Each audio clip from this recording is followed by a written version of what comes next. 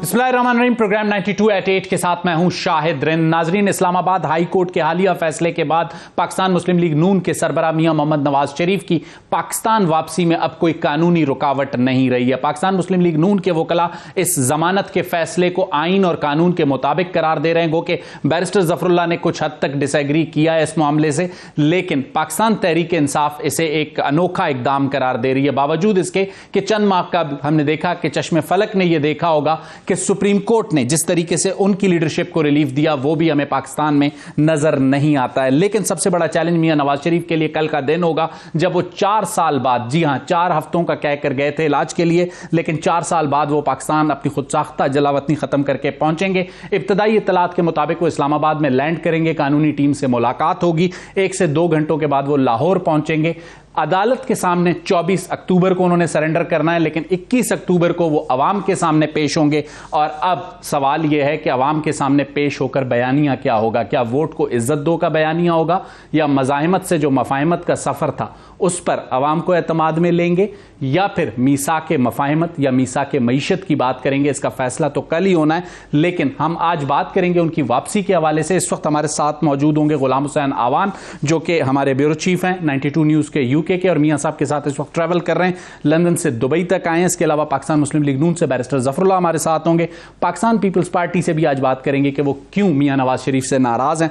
और आखिरी सेगमेंट में बात करेंगे हसन अयूब से, जिन्होंने काफ़ी महीनों पहले ये कहा था कि मियां नवाज शरीफ आ रहे हैं और बड़ी तमतराक के साथ आ रहे हैं। तो हसन अयूब इस वक्त दुबई में हैं, आगे का हाल भी उनसे पूछेंगे क्योंकि अदालती मामलात पर भी उनकी गहरी नज़र होती है। गुफ्तगू का आगाज़ करता हूँ। गुलाम हुसैन आवान साहब 92 के ब्यूरो चीफ हैं, बरतानिया के, इस वक्त दुबई में मौजूद हैं। ज़रा उनसे पूछते हैं कि बरतानिया से दुबई पहुंचने तक उन्होंने क्या कुछ देखा और कल तक क्या कुछ होने वाला है। गुलाम हुसैन साहब, आपको खुशामदीद कहता हूं प्रोग्राम में। बताइएगा कि दुबई में इस वक्त हो क्या रहा है? जी बिल्कुल, दुबई में इस वक्त वही हो रहा है जिसको दायर पूरी कौम ये देख रही है कि मियां नवाज शरीफ जो है वो 4 साल की खुद साख्ता जो जलावतनी थी उसको ख़त्म करने के बाद जो है वो इस वक्त अपना सामान बांध रहे हैं। और वो कल जो है वो सुबह दुबई के वक्त के मुताबिक 9:30 बजे जो है वो पाकिस्तान के लिए रवाना होंगे। और ये जो आपने पहले बात की है कि वो इस्लामाबाद रुकेंगे, बिल्कुल हमारी भी इतलात यही है। लेकिन हम बार बार उनसे पूछने की कोशिश करते हैं, जो मैनेजमेंट है जो कि सारी फ्लाइट को अरेंज कर रही है, कि क्या मियां नवाज शरीफ जो है वो उनका जहाज इस्लामाबाद में रुकेगा? क्योंकि जो हमें फ्लाइट की डिटेल्स हमें जो शेयर की गई हैं उसमें इस्लामाबाद का कोई तस्करा नहीं है, कोई जिक्र नहीं है। बस ये लिखा हुआ है कि जो स्पेशल फ्लाइट है इसका नंबर है 4525, ये दुबई से जो लाहौर जाएगी, उसके अंदर इस्लामाबाद का जिक्र नहीं है। लेकिन हमें भी जरा ये बता रहे हैं कि जो फ्लाइट है वो इस्लामाबाद के लिए 2 या 3 घंटे के लिए रुकेगी, उसके बाद लाहौर जाएगी। हमारे साथ तमाम डिटेल्स शेयर की जा रही है, यहाँ तक शेयर किया जा रहा है कि जब सहाफी अच्छा गुलाम हुसैन वो तो बिल्कुल आपने बताया, मुमकिन है कि कोई ऐसी मुलाकात हो इस्लामाबाद में, या हो सकता है कि उनकी वापसी का कोई एक कैमोफ्लेज प्लान हो जिसे इस वक्त नहीं ओपन करना चाहती PMLN की क़यादत। लेकिन जानना चाहूंगा कि लंदन से जब मियां साहब निकले, सऊदी अरब आए, बताया जा रहा था कि वो कतर भी जा सकते हैं, वो किसी और मुल्क भी जा सकते हैं, लेकिन सऊदी अरब के बाद हमने देखा कि वो दुबई आए। तो सऊदी अरब और दुबई खालिस्तन निजी दौरे थे या वापसी के एजेंडे या किसी गारंटीज का मामला था? जरा तो ये बता रहे हैं कि मियां नवाज शरीफ की जो है वो आला सऊदी हुकाम से मुलाकात थी, और चूंकि जो सऊदी अरब की आला शख्सियात हैं वो ये जो गजा और इसराइल की सूरत हाल है इसके अंदर काफी ज्यादा वो बिजी थी, उनका स्केड्यूल नहीं बन रहा था। इसकी वजह से मियां नवाज शरीफ को जो है वो 2 दिन मजीद जद्दा में रुकना पड़ा। और कल जो है वो उनकी जद्दा आने से कबल जो है वो रियाज के अंदर जो है वो उनकी मुलाकात हुई। तो फिर रियाज से उन्हें स्पेशल फ्लाइट लेकर फिर दुबई आना पड़ा। तो उनकी मुलाकात जरा ये बताते हैं कुछ 1.5 घंटे तक उनकी मुलाकात होगी है, जिसके लिए वो 2-3 दिन से इंतजार कर रहे थे। और क्या सिराहियां यही है कि उनकी अहम जो मुआशी अमूर है उस वाले से उनकी जो है वो सऊदी आला काम से बात हुई है। और इस वक्त जब मैं आपसे बात कर रहा हूँ तो इस वक्त भी मियां नवाज शरीफ की जो है वो दुबई के आला काम के साथ जो है वो मुलाकातें जारी हैं। पहले 2 मुलाकातें उनकी जो यहाँ पर टॉप बिजनेस पीपल हैं सऊदी अरब के, उनसे मुलाकात हुई। इन्वेस्टमेंट के हवाले से, और अब उनकी जो आला हुकूमती शख्सियत से इस वक्त मुलाकात जारी है। और ये कहा यह जा रहा है गुलाम हुसैन जो सबसे अहम बात आप बता रहे हैं, आप कह रहे हैं सऊदी अरब में भी कोई अहम मुलाकात थी, दुबई में भी अहम मुलाकातें थी। क्या ये दोनों जो ममालिक हैं, सऊदी अरब और दुबई, दोनों शाही खानदान, बादशाही सिस्टम वहाँ चलता है, तो कोई शाही खानदानों की अहम शख्सियत थी या सिर्फ हुकूमती ओहदेदार थे? ज़ाहिर है जो शाही अहम शख्सियात हैं वो हुकूमत के अंदर भी हैं, तो हुकूमती अहम शख्सियात से मुलाकात हुई है। और ये भी ये तय किया जा रहा है कि अगर मियां नवाज शरीफ जो है वो इस तरह पाकिस्तान में जाते हैं, ज़ाहिर है पाकिस्तान में इलेक्शन का जो है वो माहौल बनाया जा रहा है, और जो मियां नवाज शरीफ मीनार पाकिस्तान में जाकर कोई अहम ऐलान करने वाले हैं, ये कहा जा रहा है कि ये कोई अहम ऐलानात करेंगे और उस ऐलानात के अंदर जो दोस्त अरब ममालिक हैं उनका भी तज़किरा होगा। गुलाम हुसैन, आपके ख्याल में ये मीसाक मफाहिमत का ऐलान होगा या मीसाक मईशत का? ये दोनों होंगे, और ये मियां नवाज शरीफ पहले अपना मुआशी एजेंडा पेश करेंगे, और कहा यह जा रहा है कि मियां नवाज शरीफ जो है वो जितने भी स्टेक होल्डर्स हैं उनके साथ मिलकर जो है मुल्क को आगे बढ़ाने की बात करेंगे। और ये भी कहेंगे, इतलात है कि ये भी कह सकते हैं कि मैं अपने सियासी जो मुखालिफिन हैं मैं उनको खुद माफ करना चाहता हूं, मेरी उनसे कोई अनाद नहीं है। अच्छा गुलाम हुसैन, ये बहुत अहम नुक्ता आपने कहा है कि किसी से कोई सियासी अनाद नहीं है। बैरिस्टर ज़फ़रुल्लाह साहब पाकिस्तान मुस्लिम लीग नून से हमें ज्वाइन कर चुके हैं प्रोग्राम में, खुश आमदीद कहूँगा। बैरिस्टर ज़फ़रुल्लाह साहब, गुलाम हुसैन से हम बात कर रहे थे, मेरा सवाल था कानूनी नुक्ते पर, क्योंकि 2-3 दिन से इतनी बहस हो गई है, मैं चाहूँगा कि सियासी नुक्ते पर आपसे बात करें। कल मियाँ नवाज शरीफ के पास ऐसा क्या होगा जो मियाँ नवाज शरीफ अवाम के सामने रखेंगे? वो मीसाक मफाहिमत होगी या मीसाक मईशत होगी? बिस्मिल्लाहिर्रहमानिर्रहीम, थैंक यू वेरी मच। मियाँ साहब पाकिस्तान के एक बहुत तजर्बाकार सियासतदान हैं, और चौथी दफ़ा वो पाकिस्तान के इलेक्शन में आ रहे हैं इस उम्मीद से कि इंशाअल्लाह हमारी पार्टी जीतेगी। उनके साथ हमारी बहुत सारी उम्मीदें वाबस्ता हैं पिछले कई माह से। पार्टी के तमाम लीडरशिप, तमाम काडर से वो हकीकत के बातचीत कर रहे हैं, और उसके बाद एक सोचे समझे मंसूबे के तहत पाकिस्तान के मसाइल का वो हल पेश करेंगे। सही। और वो हल सियासी भी होगा, माशी भी होगा, उसमें सिक्योरिटी की बात भी होगी, उसमें सियासी मुफाहमत की बात भी होगी, और पाकिस्तान जहां खड़ा है इससे इसको आगे ले जाने की बात होगी। तफसीलात तो यकीनन वो खुद बताएंगे, लेकिन इंशाअल्लाह हम एक उम्मीद अफजा, एक रोशन पाकिस्तान के बारे में एक रोड मैप देखेंगे, एक प्लान ऑफ एक्शन देखेंगे कि मैं ये हमारा प्लान है, ये प्लान है, बजाय खाली वादों के अमलन वो मंसूबा बताएंगे इंशाअल्लाह कि हम ये करेंगे, ये करेंगे, ये। और जैसा कि उन्होंने हर टेन्योर में कुछ न कुछ चीजें करके देखी हैं जिनको आज हम गिन सकते हैं। आप समझते हैं कि मीनारे पाकिस्तान पर वो ऐसी बात करेंगे जिसका फायदा उन्हें 24 अक्टूबर को जब उनकी अदालत के सामने पेशी होगी, जहां लॉ ऑफ लैंड के सामने वो जाके सरेंडर करेंगे, उसका फायदा उन्हें वहां भी मिलता हुआ नजर आता है बैरिस्टर ज़फ़रुल्लाह को as a student of law? मेरा ख्याल ये है कि अदालत की मामलात को, कानूनी मामलात को सियासत से अलग रखना चाहिए। और मेरा अपना ख्याल ये है कि अदालत में हमें मसला इसलिए भी नहीं होगा कि उनकी सज़ा सस्पेंड हुई है, ये ऐसे ही कन्फ्यूजन लोग फैला रहे हैं। वो बेल पे गए थे, और बेल में इल्ज़ाम ये है कि वो ओवर स्टे कर गए। वो उसको अपना जस्टिफिकेशन देंगे और कोर्ट उसको देख लेगी। केस के मेरिट पे तो भी बात ही नहीं होनी है। बिल्कुल ठीक। ये बात मुझे 100% यकीन है कि मियाँ साहब कोई ऐसी बात नहीं करेंगे, इस केस की तरफ इशारा ही नहीं करेंगे। ये तो वो कह सकते हैं कि मुझे नाजायज तरीके से निकाला गया, वो कहते हैं, हम भी ये कहते हैं कि ठीक ठाक पाकिस्तान चल रहा था, सी पैक चल रहा था, 11,000 बिजली आ गई। बैरिस्टर ज़फ़रुल्लाह साहब, आपने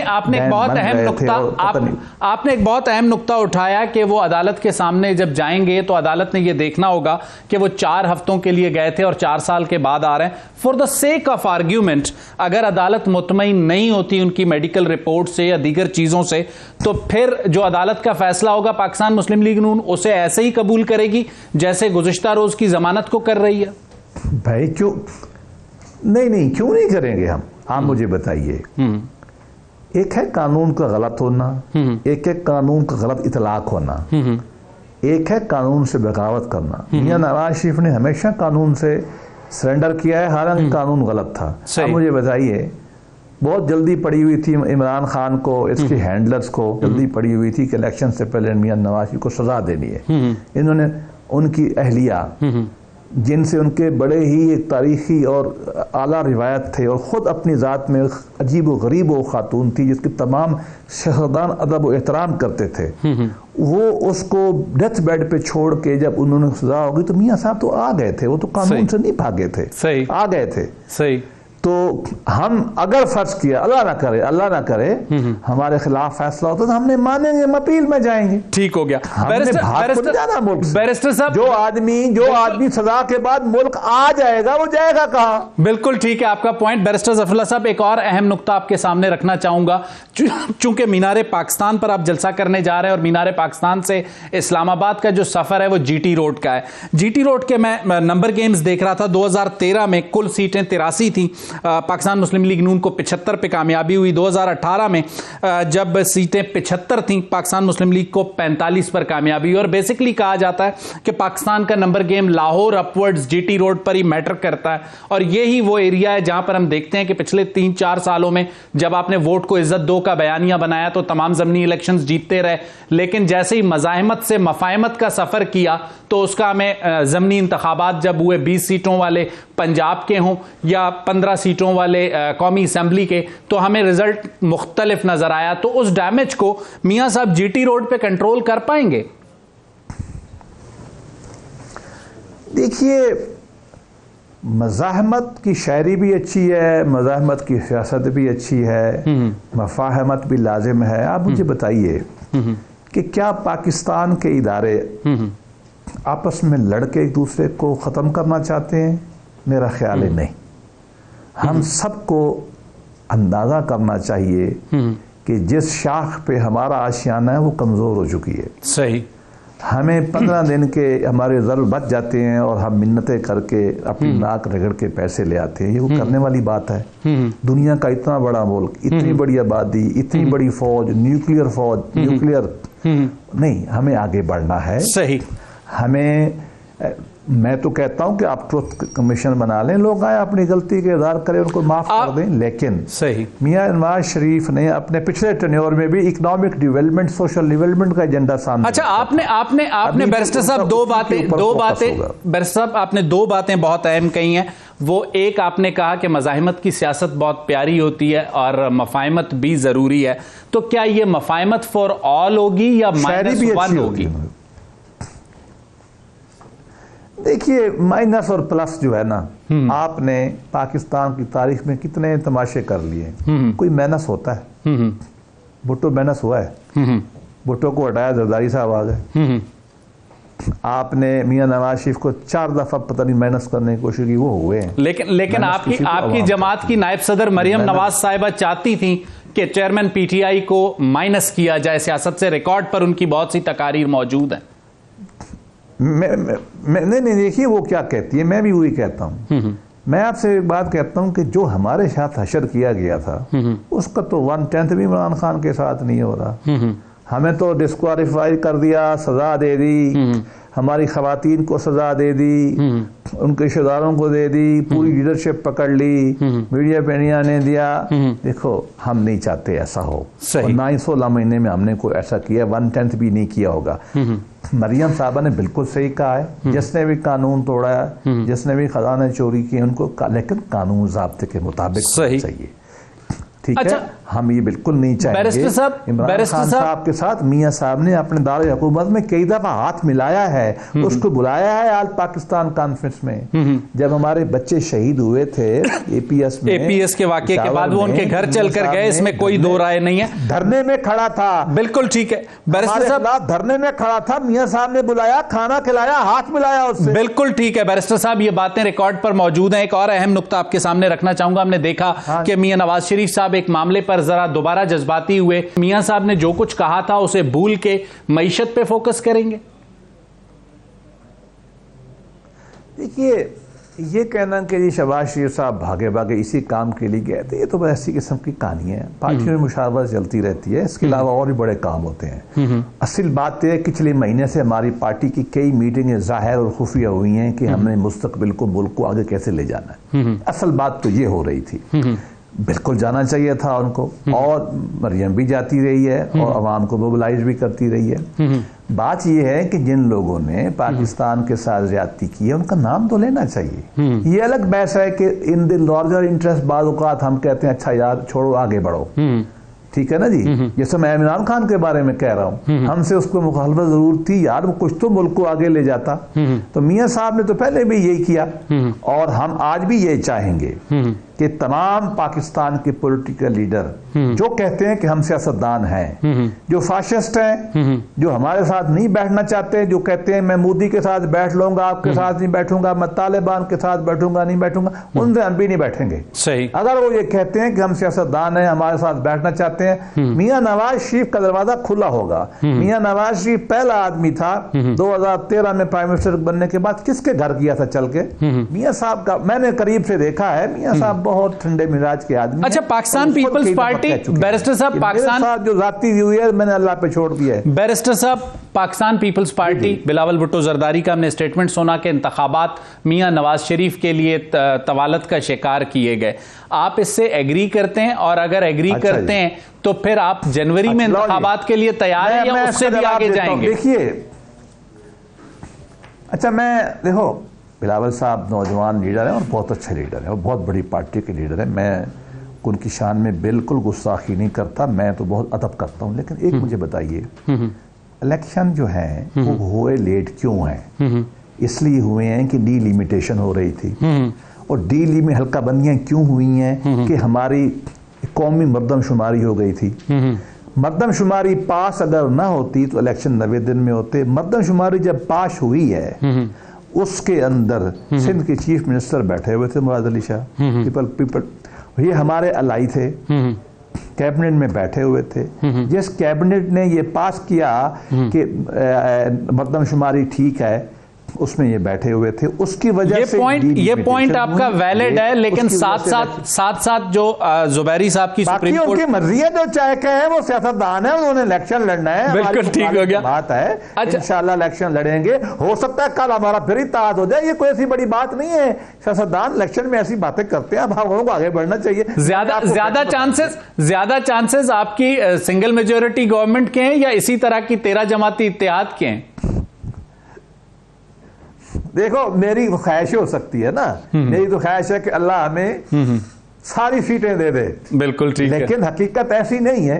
हकीकत ऐसी है कि हम इंशाल्लाह उम्मीद है 2/3 लेंगे, सिंगल लार्जेस्ट बनेंगे, लेकिन ये तो इलेक्शन के बाद फैसला होगा ना कि कैसे अलायंसेस बनाते हैं। अलबत्ता मियां साहब ने कई दफा कहा है प्राइवेट महफिलों में कि जी मुल्क के हालात ऐसे हैं कि हमें मिलकर चलना चाहिए। जैसा मेरा मियां साहब को मैं जानता हूं, उनकी सबकी ख्वाहिश होगी कि सबको साथ लेके चले। जैसे आपका वो अभी नौजवान कुछ मुझसे पहले आपका बता रहा था, मियां साहब का मिजाज इस तरह, और पाकिस्तान की मिजाज पाकिस्तान के मसाइल भी तकाजा करते हैं। बैरिस्टर साहब, बेअदबी माफ, मिजाज के हवाले से पाकिस्तान के तमाम बैरिस्टर साहब, मिजाज के हवाले से बहुत से लोगों का यह ख्याल है कि जिस बात पे उनकी सुई अटक जाती है तो फिर वो नफा नुकसान नहीं देखते, उस बात पे अड़ जाते हैं, और माजी में अपना काफी नुकसान इसी नेचर की वजह से कर चुके हैं। अच्छा जी, अब मैं ये बताऊं, लतीफा सुना हुआ ना कि गद्दे पे बैठते थे तो कहते थे कि बूढ़ा बैठा हुआ है, बच्चे को क्यों नीचे किया हुआ है? बच्चा ऊपर बैठता तो कहते नौजवान को बिठा दिया, बूढ़ा नीचे चल रहा है। मियां साहब जब ये कहते हैं कि मैंने पकड़ धक्कड़ करनी है या उन्होंने मेरे साथ ज्यादती की, तो आप कहते हो मियां साहब लड़ रहे हैं। और जब मियां साहब या हम कहते हैं कि नहीं हमें आगे बढ़ना चाहिए, आप कहते हैं ये क्यों कहते हैं? भाई ये तो एक नहीं, हम ये नहीं कहते आपको आगे बढ़ना चाहिए, आपको बिल्कुल आगे बढ़ना चाहिए। नहीं, पाकिस्तान की सियासत जो है ना, उसके बारे में दोनों व्यूज हैं, दोनों व्यूज सही हैं। इन्होंने खिलवाड़ किया, उनको सजा मिलनी चाहिए, व्यू भी ठीक है, लेकिन क्या पाकिस्तान में अमलन मुमकिन है? ये पाकिस्तान जमहूरी मुल्क नहीं है, एक जमहूरियत की तरफ जाता हुआ मुल्क है। ये ट्रांजिशन में एक मुल्क है, अथॉरिटेरियन, सदियों से तो हम गुलाम रहे हैं। हमारा तो मिजाज ही जमहूरी नहीं है, न घर में, न बीवी के साथ, न बच्चों के साथ, न मोहल्ले में, न दफ्तर में। ये एक लंबा अमल है। ठीक, सियासतदान कोशिश कर रहे हैं सारे, और मैं सबको काबिल तहसीन समझता हूं जो भी पाकिस्तान के आइन को मानता है। इन तमाम का हक है हमें आहिस्ता आहिस्ता अवाम के मसाइल पे तवज्जो करके अच्छे अच्छी गवर्नेंस करके अब मुल्क को आगे ले जाना है। एक दूसरे को सींग हमें कम मारने चाहिए। अच्छा बैरिस्टर साहब, चूंकि आपने बात की कि बात थी यार, बैरिस्टर साहब आपने एक बात की कि मियां साहब माशी प्लान देंगे, जिन चीजों को आप लोग अपने क्रेडिट पे गिनते हैं, जिनमें चाहे वो बिजली घर और जो आपने कायम किए उनके हवाले से, इसके अलावा जो मोटरवेज बनाई उसके हवाले से, ये आपका एक आर्ग्यूमेंट है कि ये हमने तरक्की दी और ये सब कुछ किया। लेकिन कुछ ऐसे एदादो शुमार भी हमारे सामने आते हैं कि जो बिजली घरों के टैरिफ हैं या जो कैपेसिटी पेमेंट्स का मामला है, इसमें जो मुनाफा गारंटीड किया गया, जिसके नतीजे में हर बार जो है हमें 3 ट्रिलियन सर्कुलर डेट में फंसना पड़ता है, अभी इस वक्त फंसे हुए हैं मोटरवेज की वजह से। इस वक्त नेशनल हाईवे अथॉरिटी जो है 10 बड़ी स्टेट ओन एंटरप्राइजेज में शामिल है और एनएचए ने गालबन पिछले साल भी मिलियंस में लॉस किया है। तो ऐसा क्या करेंगे कि आप मईशत को टर्न अराउंड करेंगे? जिन चीजों को आप अपने क्रेडिट पे कह रहे हैं वो चीजें तो नेगेटिव में जा रही हैं। इसमें बहुत सारी बातें जो हैं ये पाकिस्तान की इकॉनमी और सी पैक के दुश्मनों का प्रोपेगेंडा है। मैं आपको अर्ज कर देता हूं, सी पैक के अंदर 46 अरब डॉलर लगा, इसमें थोड़ा पोर्शन लोन था, उसकी शरह 1.9% थी। मैं फिर बताता हूं, सी पैक का लोन 1.9% से एवरेज से ज्यादा नहीं था। ये दूसरी बात, ज्यादातर वो इन्वेस्टमेंट थी और इन्वेस्टमेंट जो है कोई आदमी पाकिस्तान में इन्वेस्टमेंट नहीं करेगा जब तक उसको पता ना हो कि मुझे रिटर्न नहीं मिलेगा। सही, कौन आएगा इतनी बड़ी इन्वेस्टमेंट करने? बैरिस्टर साहब, और 11,000 सुन लें, 11,000 की बिजली हमने पैदा की, मईशत का पहिया चला। अगर वो चलने देते ना 6% तक इकोनॉमिक ग्रोथ ले गए थे, और अगर हमें चलने देते ना तो अब ये मसाइल पैदा ना होते। चलें बैरिस्टर साहब, कल का दिन बहुत अहमियत का हामिल होगा और कल हमें ये देखना होगा कि आपकी लीडरशिप मुल्क को या आवाम को क्या रिलीफ देने का ऐलान करती है। शहर सुनेंगे, आप अच्छी खबर सुनेंगे इंशाअल्लाह। हम दुआ कर सकते हैं बहसियत शहरी, बाकी ये आपका अमल बताएगा कि वो कितना उम्मीद सहर हो सकती है। नाज़रीन, लेंगे एक छोटी सी ब्रेक के बाद आएंगे तो नैयर बुखारी साहब होंगे हमारे साथ, पाकिस्तान पीपल्स पार्टी से, उनसे बात करेंगे और पाकिस्तान पीपल्स पार्टी मियां नवाज शरीफ की वापसी पर क्यों नाराज नजर आती है इस पर बात करेंगे। लेते हैं एक छोटी सी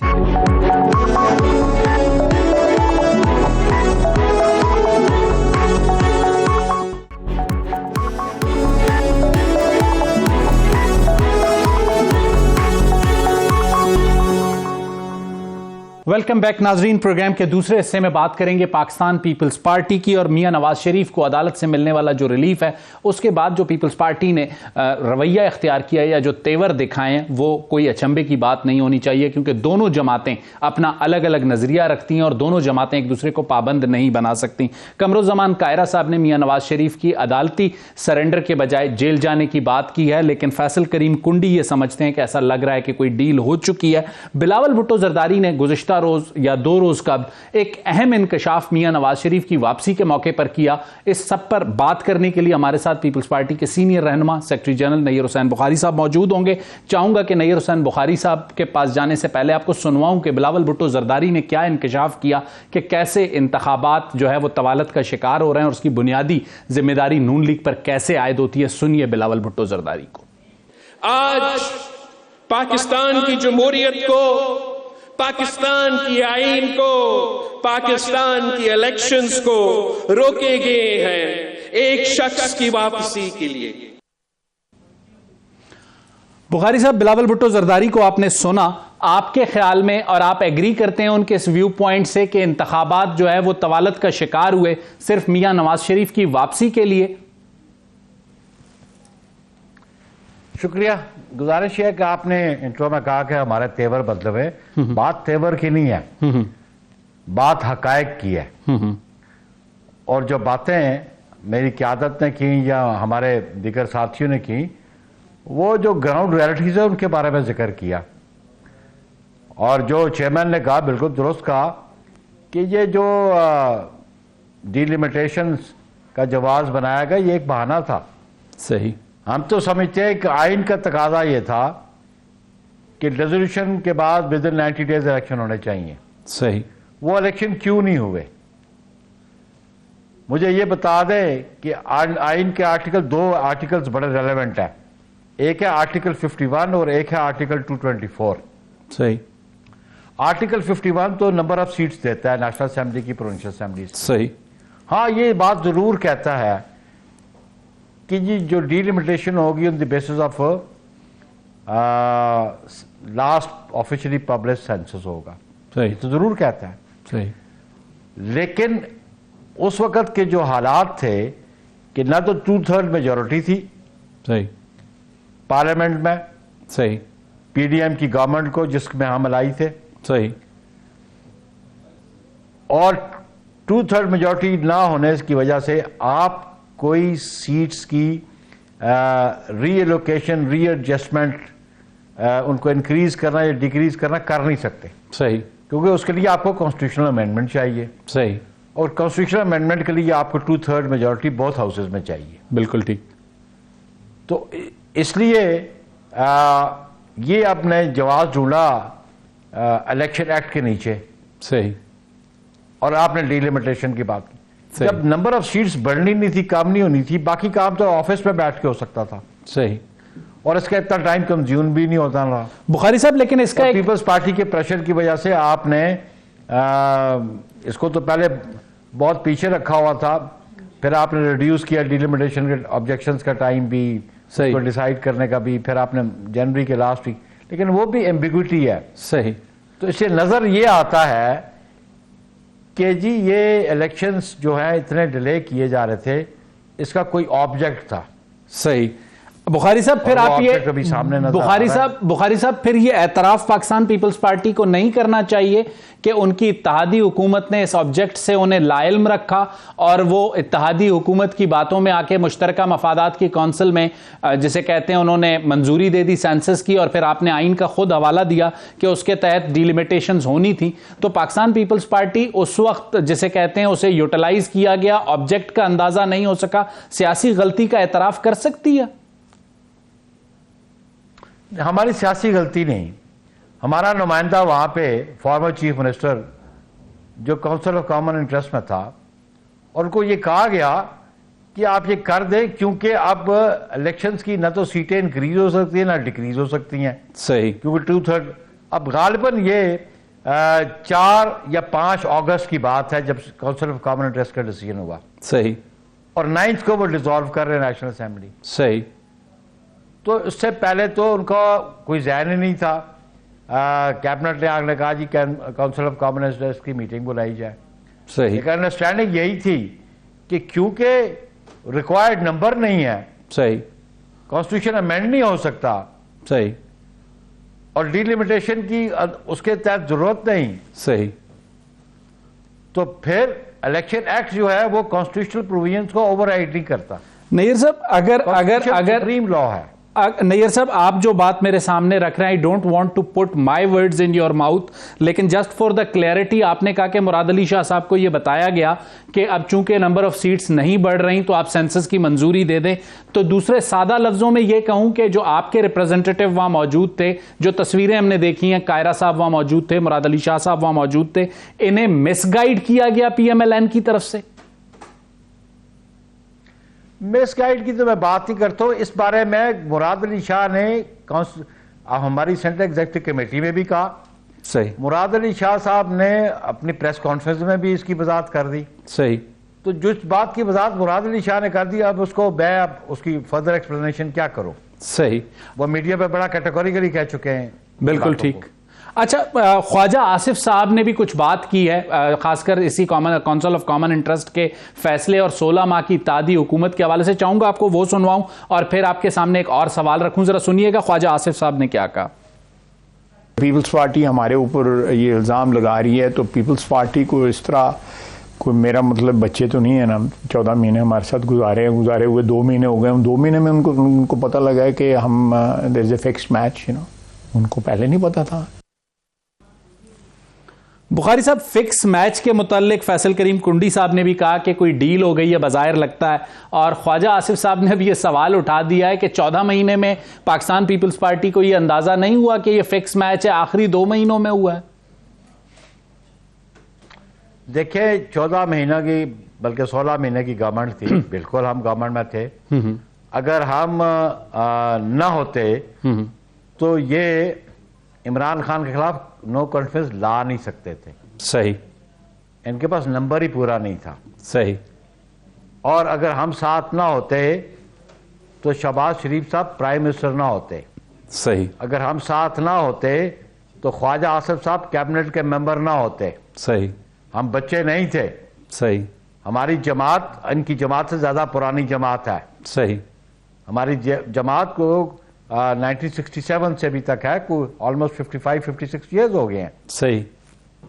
तो इनकी जमात किसकी क्रिएशन है, कौम को यह भी पता है। सही। कि 1988 में किसके कहने पे ये इनकी जमात क्रिएट की गई। ठीक। तो हमें तो पता था। सही। और हम तो नेक नीति से कि हमने एक कॉन्स्टिट्यूशनल रास्ता इख्तियार किया। सही। और एक गवर्नमेंट को हमने आउस्ट किया through vote of no confidence. सही। अगर हम समझते कि कोई अनकॉन्स्टिट्यूशनल मेजर्स या इलीगल मेजर्स से हम बिलीव नहीं करते। सही। हम तो आइन की बालादस्ती में बिलीव करते हैं। सही। और ख्वाजा साहब को ये ज़हन में बात रखनी चाहिए। सही। कि 2014 का धरना आपको ले डूबा था। सही। लेकिन पाकिस्तान पीपल्स पार्टी की क़यादत ने उस गैर आइनी और गैर कानूनी तरीके से हुकूमत हटाने की मुखालफत की। 2014 का आपने आपको जिक्र तकवीत किया दी। बुखारी साहब, आपने 2014 का जिक्र किया। आपने 2014 में भी पीएमएलएन को रेस्क्यू किया, 16 महीने पहले भी आपने उन्हें रेस्क्यू किया। अब तीसरी बार कोई रेस्क्यू करेंगे या तीसरी बार उन्हें उनके हाल पे छोड़ेंगे? नहीं, बात यह कि हम तो मुल्की हालात को सामने रख के, आइन और कानून को सामने रख के फैसले करते हैं। सही। क्योंकि ये आइन दिया पाकिस्तान पीपल्स पार्टी की क़यादत ने है। इसका आइन की बहाली के लिए पीपल्स पार्टी ने कुर्बानियां दी हैं। सही। इस आइन को असल शक्ल में 18वीं तरमीम के जरिए पाकिस्तान पीपल्स पार्टी इसमें कोई दो राय नहीं है नैयर बुखारी साहब। लेकिन एक और जो काउंटर आर्ग्यूमेंट डेवलप होता है कि पाकिस्तान पीपल्स पार्टी 16 माह नून लीग के साथ रही, उसे ये एक एतमाद था कि बलूचिस्तान अवामी पार्टी जिसके 4 MPs आपको ज्वाइन कर चुके थे और जनूबी पंजाब से जो PTI के इलेक्टेबल्स हैं वो मुमकिन तौर पर या KPK में जो PTI की टूट फूट होगी उसकी बेनिफिशरी होगी। पीपल्स पार्टी ने उसकी इब्तदा जब देखी, 4 लोग जब BAP के शामिल हुए तो पीपल्स पार्टी को लगा कि आइंदा आने वाले इंतखाबात में उनके लिए जगह बन रही है। लेकिन सूरत हाल उस वक्त तब्दील हुई जब जाम कमाल या सरफराज बुगटी इनकी मुलाकातें PMLN की लीडरशिप से हुई और जनूबी पंजाब के बजाय देखा कि इस्तेहकाम पाकिस्तान पार्टी पंजाब में बन रही है, KPK में खटक साहब फाल हो चुके हैं। तो उसके बाद पीपल्स पार्टी को एहसास हुआ कि उनके साथ एक बार फिर हाथ हो गया। क्या यह गलत है? बात ये नहीं है हाथ होने की, लेकिन मैं आपको रिंद साहब एक बात बता दूं। पीपल्स पार्टी इन तजर्बों से गुजरी हुई है। देखिए, आप जरदारी साहब ने मोहतरमा की शहादत पे जो किरदार अदा किया वो मुल्क बचाया। अगर जरदारी साहब उस वक्त मुल्क की सालमियत का बीड़ा ना उठाते तो मुल्क आज उस सूरत हाल में जिसमें खड़ा है इसमें ना होता। सही। उसने एक रिस्पॉन्सिबल सियासी क़यादत का सबूत दिया। ठीक है। और फिर मुफाहमत इसलिए हमने की कि हम इस मुल्क में जमहूरी निज़ाम के तसलसल पे यकीन रखते हैं। सही। हम ये चाहते थे कि इसमें आइन जो एक सोशल कॉन्ट्रैक्ट है जो फेडरेटिंग यूनिट्स को इकट्ठा करता है। ठीक हो गया, आइन की बालादस्ती जरूरी है। मेरे पास 1 मिनट रह गया है बुखारी साहब, मेरे पास 1 मिनट रह गया। मैं चाहूंगा कि नैयर हुसैन बुखारी से कमेंट लूं। मियां नवाज शरीफ कल आते हैं, मीसाके मईशत और मीसाके मफाहमत की बात करते हैं और आसिफ अली जरदारी को अगर दावत देते हैं कि आए, वो और मौलाना साहब मिल के बैठते हैं, ग्रैंड नेशनल डायलॉग की बात करते हैं, पाकिस्तान तहरीक इंसाफ को भी बुलाते हैं, तो पाकिस्तान पीपल्स पार्टी फिर जाएगी PMLN के पास या जो इंतखाबात के सवालिया निशान लगे हुए हैं उसकी वजह से नहीं जा सकेगी? पहली बात है, ये क्वेश्चन आपका बड़ा हाइपोथेटिकल है। इफ वो करते हैं ना, इज इट सो ना? ओके। एक रियलिटी सामने आ जाएंगे, फिर हमारी जमात इस पे गौर करेगी। सही। हमारा पॉलिसी साज अदारा पार्टी का सेंट्रल एग्जीक्यूटिव कमेटी है। सही। अच्छा, 30 जनवरी तक नैयर हुसैन बुखारी इंतखाबात देख रहे हैं या अभी तक एम्बिग्विटी बरकरार है? मैं समझता हूं कि हमारी ख्वाहिश भी है, हमारी दरख्वास्त भी है कि ये इलेक्शन होने चाहिए जो लास्ट वीक ऑफ जनवरी का। लेकिन होते हुए नजर आ रहे हैं कि फिर मेरी बात मुझे कर, वरना मैं समझूंगा कि इस मुल्क में आइन को लपेट दिया गया। सही। क्योंकि उसके बाद ना तो सेनेट के इलेक्शन आप करवा सकेंगे, ना तो प्रेसिडेंसी के इलेक्शन करवा सकेंगे। उन दोनों को इलेक्टोरल कॉलेज 30 सेकंड्स में अगर बुखारी साहब प्रिसाइज करें, जनवरी के आखिरी हफ्ते में इलेक्शन होते हुए देख रहे हैं, हाँ या नहीं? मैं तवक्को करता हूं, इलेक्शन मैंने नहीं करवाने, इलेक्शन ईसीपी ने करवाने और ईसीपी की जिम्मेदारी है। आप होते हुए देख रहे हैं as a student of politics, honour करें वो as a student of politics आप होते हुए देख रहे हैं। देखें जी, मैं तो तवक्को करता हूं आइन के तकाजे पूरे होने चाहिए। सही, ठीक हो गया, बिल्कुल। नहीं करवाएंगे तो जिम्मेदार वो होंगे। सही। थैंक यू नैयर हसन बुखारी साहब, आपका बहुत बहुत शुक्रिया, आपने अपना कीमती वक्त हमें दिया। नाजरीन, पाकिस्तान पीपल्स पार्टी का जो इख्तलाफ राय है PMLN से इंतखाबात के इनेकाद के मामले पर या मियां नवाज शरीफ के वापसी के मामले पर, वो हमने आपके सामने रखा। लेंगे एक छोटी सी ब्रेक और ब्रेक के बाद आएंगे तो दुबई से हसन अयूब हमारे साथ होंगे। हसन अयूब ने कुछ इंकशाफात चंद माह कबल किए थे, उन पर हमने अमल होते हुए देखा, तो आने वाले दिनों के लिए दुबई से उन्हें क्या अपडेट्स मिल रही हैं उस पर उनसे बात करेंगे। लेते हैं एक छोटी सी ब्रेक।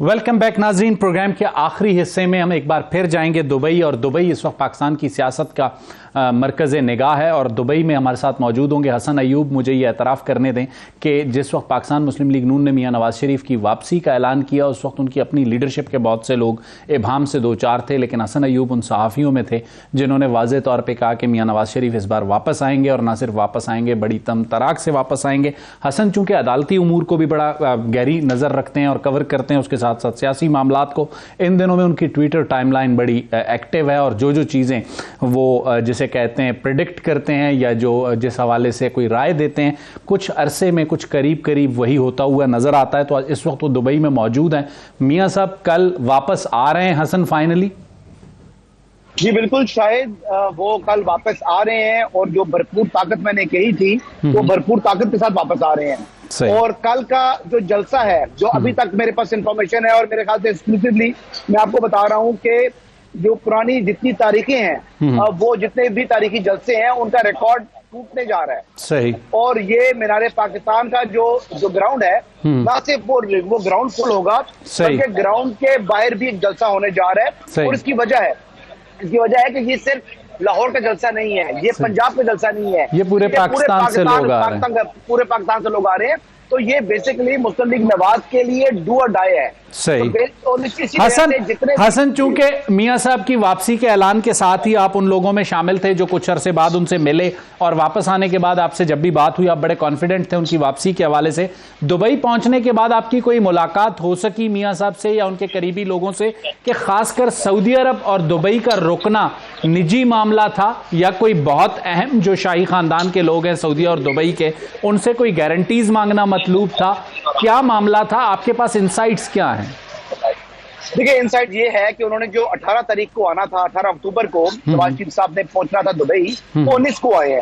और उनकी वहां पर कोई सी आला जो हुकाम है सऊदी अरब के, उनमें से किसी एक से मुलाकात की, तो वो मुलाकात उनकी ताखीर का शिकार हुई, और वो फिर मुलाकात हुई, मेरे जराए बताते हैं। और आज भी एमिरेट्स हिल में वो यहाँ पर उन्होंने क़याम किया है। आज भी सारा दिन जो फॉर्मर प्राइम मिनिस्टर है वो बड़े मसरूफ रहे हैं। उनकी जो मुख्तलिफ अमाराती कंपनीज हैं, बड़ी कंपनीज हैं, उनके CEO से भी मुलाकात हुई। पाकिस्तान के भी हसन पाकिस्तान के भी एक प्रॉपर्टी टाइकून से मुलाकात हुई है। अच्छा, वो पाकिस्तान के जिस प्रॉपर्टी टाइकून से मुलाकात हुई है, अब वो ऑब्जेक्टिव आई डोंट नो क्या लेकर गए हैं, लेकिन वो ऑब्जेक्टिव वो हासिल नहीं कर पाएंगे, क्योंकि बात ये है कि नवाज शरीफ साहब इस वक्त उनकी क्या मदद कर सकते हैं, और उनके जो मामलात हैं उनके मामला तो सुप्रीम कोर्ट ऑफ पाकिस्तान में है। क्या उनका जो मामला है, जो कुछ उन्होंने 190 मिलियन पाउंड वाला मामला उनका ठीक हो गया। हसन अगला सवाल चाहूंगा कि अगला सवाल भी आपके सामने रखूं। आपने कहा उन्हें तो मियां साहब रिलीफ नहीं दिलवा सकते। एक जो सबसे अहम चीज है, लाहौर भी उतर सकते थे जलसे के लिए, इस्लामाबाद उतरना सिर्फ लीगल टीम से मुलाकात है, या फिर आप समझते हैं इस्लामाबाद में भी कोई सऊदीया जैसी अहम मुलाकात है? नहीं, वो इन राइटिंग जो उन्होंने मारूजात पेश की हैं इस्लामाबाद हाई कोर्ट के अंदर, तो जमा कराया है और उसके ऊपर अमल दरामद है। यानी इसमें सिर्फ अदालत आलिया के सामने जो है वो उनके दायरे अख्तियार के अंदर जो है वो आने के लिए ये जहाज लैंड कर रहा है, और 1 घंटा या 1.5 घंटा क्याम है मैक्सिमम, जो भी मेरे पास शेड्यूल है उसके मुताबिक तो 1 घंटा क्याम है जो इस्लामाबाद एयरपोर्ट के ऊपर। और अभी ये बात ही चल रही है। पहले तो ये बताया गया था कि शायद इमिग्रेशन इस्लामाबाद एयरपोर्ट पर होगी, लेकिन अभी शायद ये चीज भी सामने आ रही है कि हो सकता है कि जो पैसेंजर्स हैं इनकी इमिग्रेशन लाहौर एयरपोर्ट के ऊपर हो। अच्छा हसन, एक और चीज जो चाहूंगा आपसे पूछना चाहूंगा, बहुत अहम होगी। मियां नवाज शरीफ वापस आने के बाद मीसाके मईशत की बात करेंगे, मीसाके मफाहमत की बात करेंगे, या फिर वही बात करेंगे जिस पे दोबारा शहबाज शरीफ साहब को दौड़ें लगानी पड़े? ये शहबाज शरीफ साहब ने जो लगाई थी दौड़, वो एहतसाब के बयानी के हवाले से। अच्छा, फिर मीसाके मईशत होगी या मीसाके मफाहमत कल? देखिए, कल उनके लिए मिसाके मईशत तो है ही है, और मुफाहमत वगैरह का कोई चीज नहीं होनी। और इसके अलावा उन्होंने बताना है कि उनके साथ जो ज्यादतियां हुई, और बेसिकली उन्होंने मईशत का वे फॉरवर्ड बताना। हसन एक लास्ट 30 सेकंड्स का सवाल। मियां साहब को आप कल ला रहे हैं पाकिस्तान, इंतखाबात जनवरी में करवा रहे हैं या वहां एम्बिग्विटी है अभी तक? नहीं, जनवरी के आखिरी हफ्ते में इंतखाबात हो जाएंगे, कोई गैर यकीनी नहीं है। ये बात आप खातर जमा रखें, इंतखाबात में कोई ताखीर का इम्कान दूर दूर तक। चलें, ठीक है हसन, आपका बहुत आखिरी हफ्ते से कबल आपका बहुत बहुत शुक्रिया। आपने कहा कि जनवरी के आखिरी हफ्ते में इंतखाबात होंगे, अब उस पर कोई जो है एम्बिग्विटी नहीं है। अल्लाह करे ऐसा ही हो, और इंतखाबात से अगर सियासी बहरान और माशी अदम इस्तेहकाम ख़त्म होता है तो ये पाकिस्तान के हक़ में बेहतर है। अगले प्रोग्राम तक और कल तक के लिए मुझे शाहिद रिंद को इजाज़त दीजिए। अल्लाह हाफ़िज़।